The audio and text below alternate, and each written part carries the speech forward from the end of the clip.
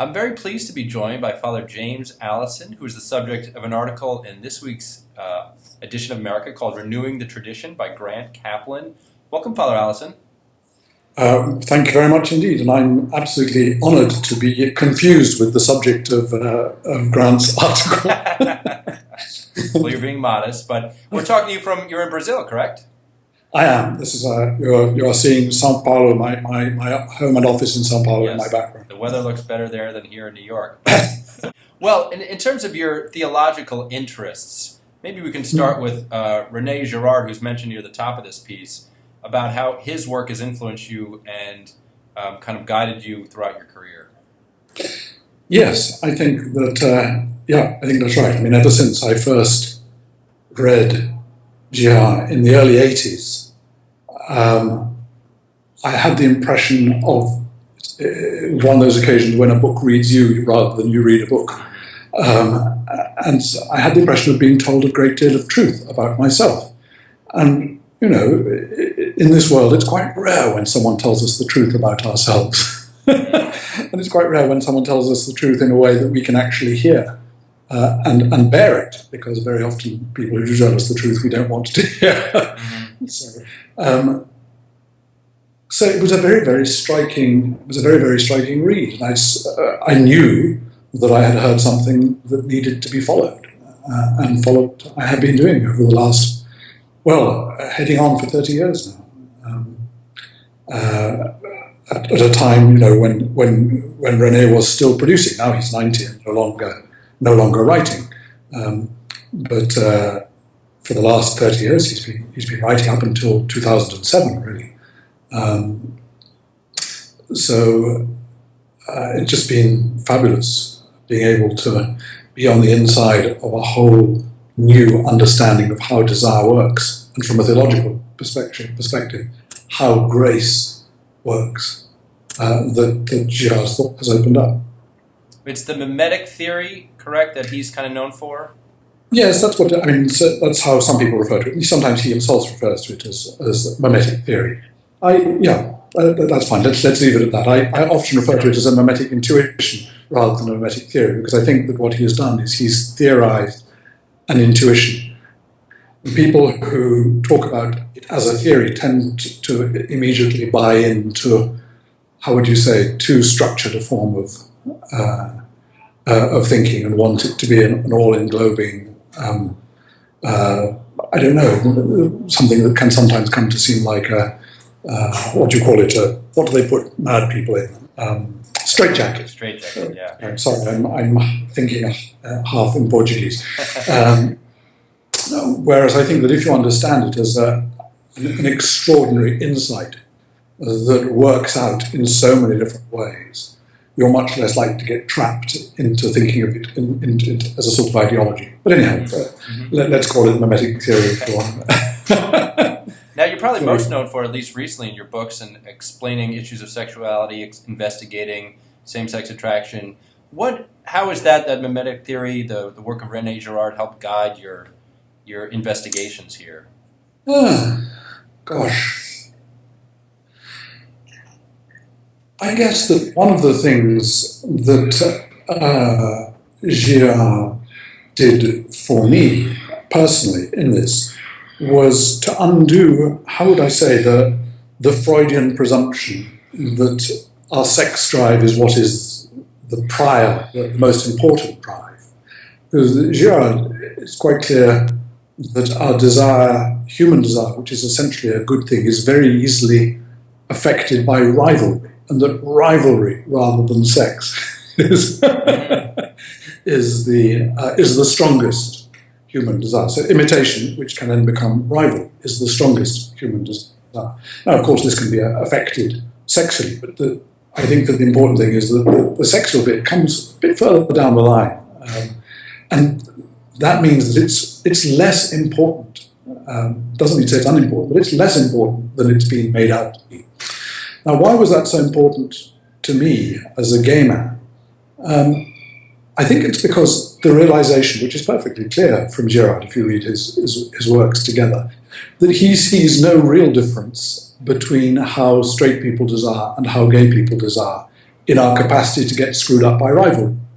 In other words, we're pretty much as screwed up as each other.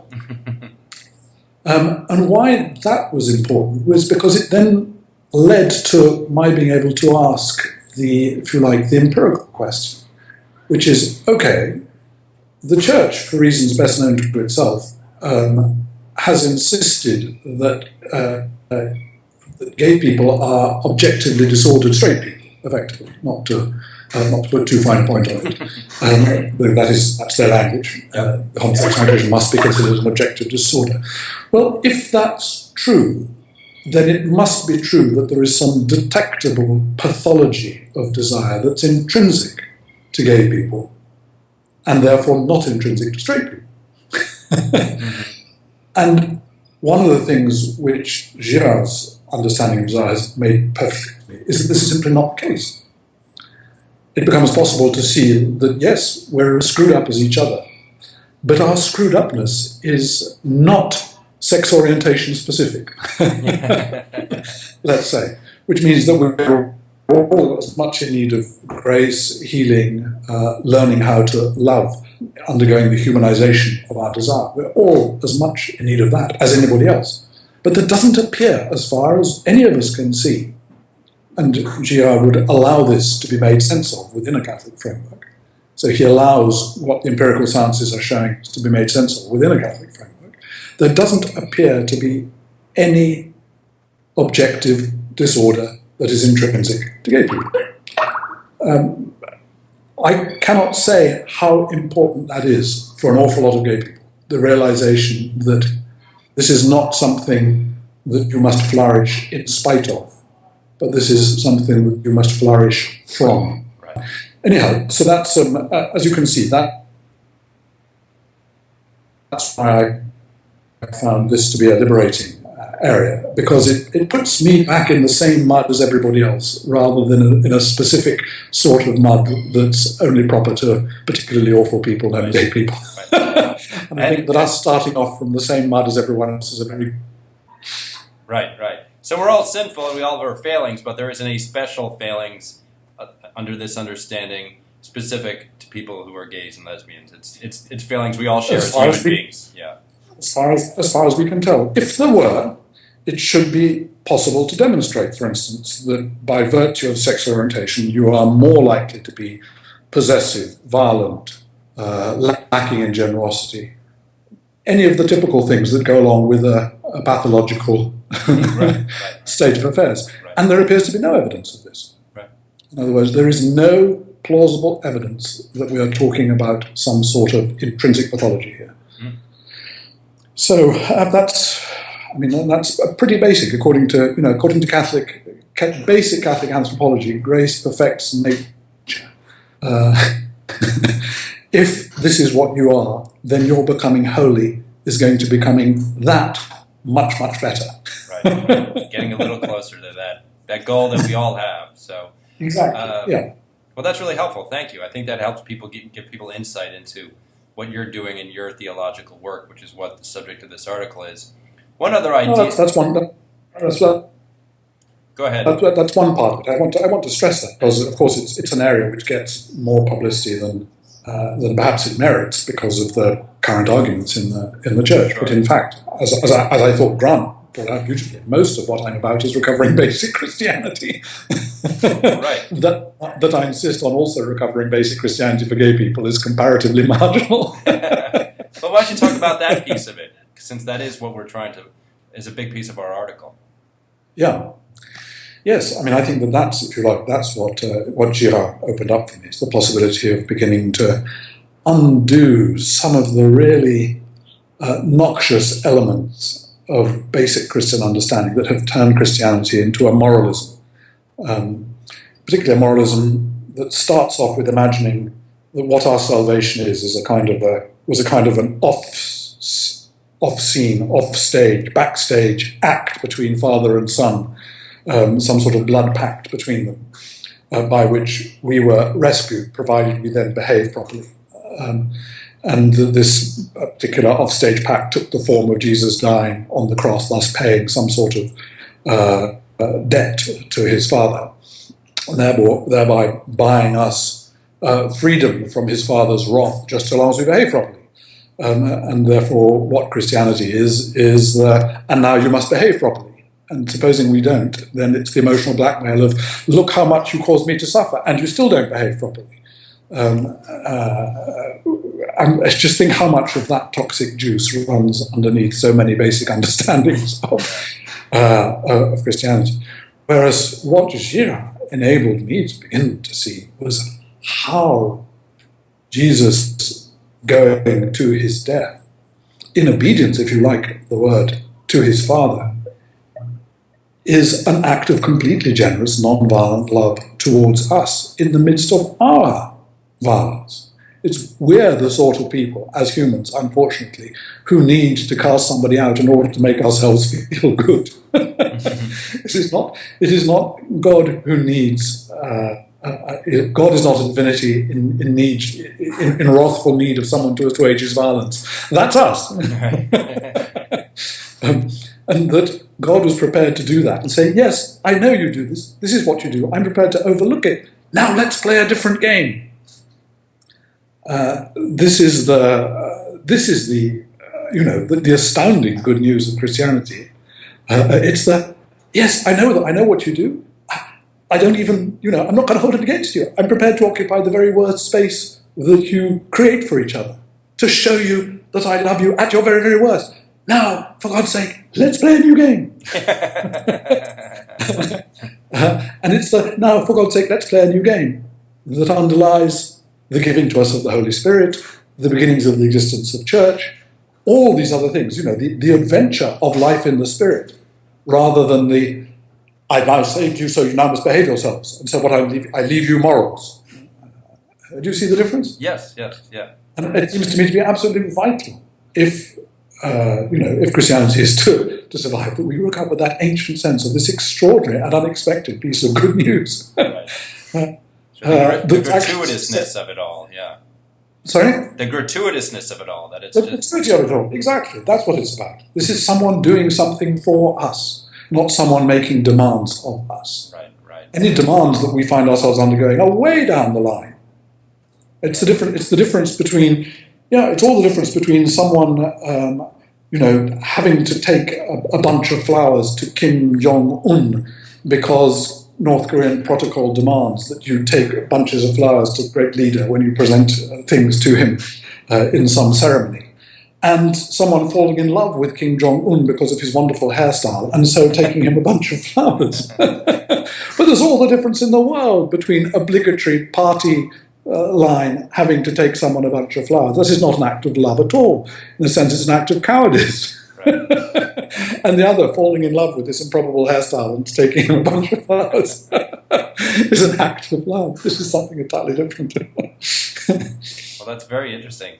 One of the other interesting things that Grant Kaplan mentioned to this piece is this sense, and he says maybe because you're from Britain, you can bring this to us here in the United States, of kind of an aristocratic understanding of God and our place in his universe. Maybe you could talk about what Grant's getting at there. Yeah, well, it's an image which I use in the course of Introduction to Christianity for Adults that I developed, called The Forgiving Victim, or Jesus the Forgiving Victim, which is available now. It's just recently been launched. And I try to give people the sense that all our discussions about church tend to come from the perspective of those who are, in fact, the waiters in the restaurant rather than the cook or the guests. It tends to be discussions about waitstaff as to what are the correct ways of being waitstaff, as to how the waitstaff ought to handle the guests, etc., etc. But that's not what it's about. None of us, in fact, go to a restaurant in order to see how the waiters are. Right. The very best waiters in the very best restaurants are excellent in their near invisibility, in their ability to be present suddenly, mysteriously, magically when you need them. Right. In their having very good taste for helping you recommend and choose things, but then in not interfering at all with your enjoyment of the meal. And what I want to say is that I think it's time that when we talk about the laity in the church, what we're talking about is the aristocratic guests who've been invited to the banquet and who shouldn't be particularly concerned with the kind of snits that the waitstaff get in amongst themselves. The hissy fits about who's getting, more attention, who's better dressed, who's got more hats, who's got dandruff on their lapel, etc., etc. We can forget most of that because the chef in the kitchen is producing wonderful food for us. And really aristocratic people, and I don't mean aristocratic in the sense of robber baron aristocratic, I mean people who are relaxed and comfortable about their position and therefore are not in the business of being of despising those who are below them. Mm-hmm. Such people can look at the waitstaff and say, yes, awfully difficult to get good service nowadays, but hey, we're relaxed. We're going to have a great party anyhow, so we'll put up with their foibles, and we won't allow ourselves to go into rivalry with them. Whereas non-aristocratic guests go into rivalry with our very often dysfunctional waitstaff. And if we do that, we lose our aristocracy. Well, maybe you can end by talking more about this Forgiving Victim project, which was just launched, and what that's about. Well, over the years, one of the privileges, in a sense, of being something of a non-person in the church's system and in the teaching system, as Grant brought out. I'm not either tenured or linked to any particular ecclesiastical setup, has been the freedom to come up with a course of introduction to basic Christianity. If I'm set myself free, if I'm free from having to think about smaller day-to-day matters, one of the things that his apostle says, okay, what's the kind of basic presentation adult Christianity going to look like for the 21st century? And thanks to Girard's thought, I think it's now become possible to start to offer a convincing take on what basic Christianity is all about, how we get on the inside of it. So this is an inductive course to help in more following a more patristic model, if you like. It's not instructional, it's not magisterial, it's inductive. How to enable people to find themselves on the inside of what Christianity is all about by taking them through unfrightening of the Bible. And Grant makes reference to that in his article when I talk about, that the chapters on the Bible are called Who's Afraid of the Big Bad Book? Because so many people, particularly those from evangelical backgrounds, have been given, frankly, terrifying understandings of the Bible, which means that they either flee into a very Bible-free liberalism or stick with a strongly biblical fundamentalism. But the ability to actually see the living one speaking to us through the word is not easy and requires setting out in a gentle way. And I think it's one of the geniuses of Girard to enable that hermeneutic to become possible for us. So it enables that. It enables again, the same thing more for Catholics is getting people off the fear of dealing with the church, learning how to relax about the waitstaff. And see what the cook is trying to give us as the meal, as well as setting people free from the more terrifying notions of atonement theory by offering an understanding of how God in Christ came into our midst and allowed us to kill him so as to show us we no longer need to do that. Mm-hmm. As a way to enable us to start to become the new people that we are called to be. So it's a 12-session, it's available both as text and as DVD, so it can be done as groups or as individuals. It was originally designed to be done around a meal in the Alpha course style, so that people share a meal together and then work through the material. And it's been done by several groups in exactly that way, and they've really enjoyed it because, of course, they get to know each other much better over the course of 12 weeks. Yeah. So it's a good exercise. I think actually a group in New York City is going to be doing it soon in the fall. That's exciting. St. Thomas the Apostle. No, St. Paul the Apostle. Sure, yeah, on the west side, yeah. Yeah, that's right. That's great. Now I wonder what you think of Pope Francis and his kind of focus on trying to get. It seems like he's sort of engage in a similar project, trying to get more to the message and get some of the stuff that interferes out of the way to get more to the message of mercy and love. Yes, I think I think that's right. I mean, I'm delighted. I'm delighted with what he's doing, and I wish him all strength and long years and health to do it, because it's a tough one. And I think one of the reasons it's tough is because any of us become wedded to our institutional forms of life, and then those institutional forms of life co-opt us into behaving according to them. And it is actually quite difficult to break out and see what the needs of other people are, rather than how we can get other people to fit into what we're ready to give them. So yes, shaking up the wait staff is very much, I think, part of Bergoglio's agenda. And I think that it's because he had and insisted on having such regular contact with people in Buenos Aires over a long period of time, that he's able to do that. Because I think that he's come by his progressive edge, if you like, honestly. It's not that he is some woolly, liberal, positive thinking person. It's someone who's come to see, by interaction with real people, the need to step outside certain forms of being together that suited the system perfectly well. And that seems to me to be a very much better basis for reforming people than generally piously positive ideas, which is why I'm so encouraged by him at the moment. Well, it's an exciting time, and it's exciting to launch this new project, and we'll put links up to it on our site if people are interested. They can order the DVDs online or get the information there. Yes, there's a site, www.forgivingvictim.com. Okay. And the material is all available, or how to get it is available in whatever format: book, DVD, online, streaming, group, individual, whatever. Great. It's all available. Forgivingvictim.com. Yeah. Well, Father Alison, thank you so much for taking some time to talk with us. This was fun. Thank you for having me, and my best wishes to all of you in America. Thank you. Ciao, ciao.